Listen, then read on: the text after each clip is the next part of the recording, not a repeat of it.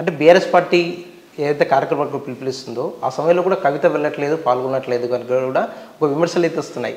అంటే పార్టీలో ఉంటూ కూడా పార్టీ ఇచ్చిన కార్యక్రమాలకు కూడా పిలుపునిస్తే మీరు ఎందుకు పాల్గొనట్లేదు కనుక కూడా ప్రశ్నలు లేవుతున్నాయి.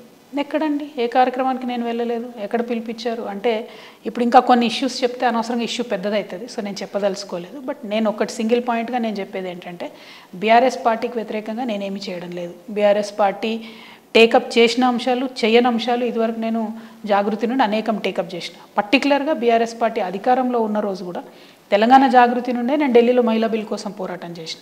అంటే ఆనాడు కూడా నేను పార్టీకి వ్యతిరేకం చేసిన కాదు కదా. ఈరోజు కూడా నేను పార్టీకి వ్యతిరేకం చేసిన. ఒక అంశం ఒక్కొక్కరు కొంత డెప్త్లో పనిచేయాలనుకుంటారు. నేను బీసీ అంశంలో చాలా డీప్గా ఇన్వాల్వ్ అయి ఉన్నా, నేను మానసికంగా చాలా దగ్గరగా ఫీల్ అయ్యేటటువంటి అంశం, ఖచ్చితంగా సమాజంలో ఈ మార్పు రావాలని కోరుకునేటటువంటి అంశం. కాబట్టి దానికోసం నేను కొంచెం డెప్త్గా పనిచేస్తున్నాను. దానికోసం బీఆర్ఎస్ కాకుండా జాగృతిని వేదికగా నేను తీసుకున్నాను.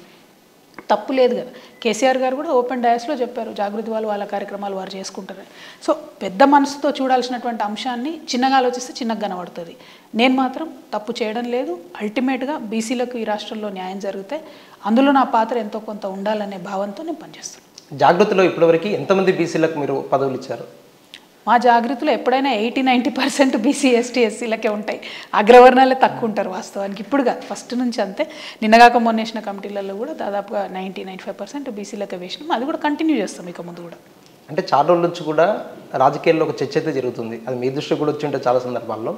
కవిత తన నివాసం పక్కనే ఒక పార్టీ కార్యాలయాన్ని కూడా ఏర్పాటు చేసుకుంది జాగృతికి సంబంధించి. తొందరలో ఒక కొత్త పార్టీ కూడా పెట్టబోతుందనే చర్చ కూడా జరుగుతుంది. దీనికి మీ సమాధానం ఏంటి? ఈ నా ఇంటి పక్కన కార్యాలయం అనేది ఏర్పాటు చేసుకుని 5-6 సంవత్సరాలు అయిందండి. కాకపోతే ఎంపీగా ఓడిపోయిన తర్వాత నాకు మంచిగా అనిపించలే. ఎందుకు కొత్త ఆఫీసు సెంటిమెంట్ అనిపించింది.